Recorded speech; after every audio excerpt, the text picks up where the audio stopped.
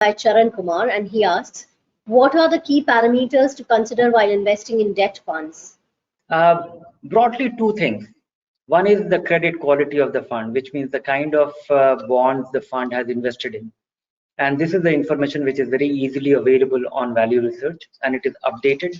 And it is updated every fortnight now, because that is what SEBI has mandated every fund company to. The other is, the maturity. How sensitive is the fund to the interest rate changes? If the fund has a very long bonds, if it is holding bonds which will mature in 5 years, 10 years, 15 years, 20 years, then if there is a small change in the interest rate, the fund value can change dramatically.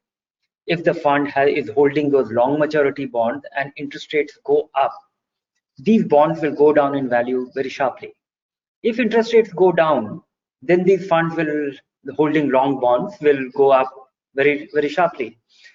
So the sensitivity to the interest rate and the quality of the bonds, and the quality of the bond is entirely a view based the credit rating agency's view on the likelihood of the bond issuers paying the principal and interest on time.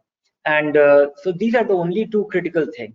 So if you want less risk, look for higher allocation to the top rated, which means the government bonds and the AAA rated bonds.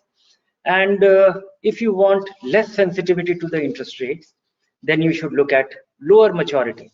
And SEBI has also come up with, has mandated, every bond fund will come up with a 9 matrix, something like a mutual fund style box that you find on Value Research Online. Now SEBI has mandated fund companies to officially put that and revise it every month. So you will get this information also from fund company, besides looking at things where we have been doing it for nearly 20 years. But now what we have been providing you for 20 years, now that has been made, a law has been made by SEBI for every fund company to comply with.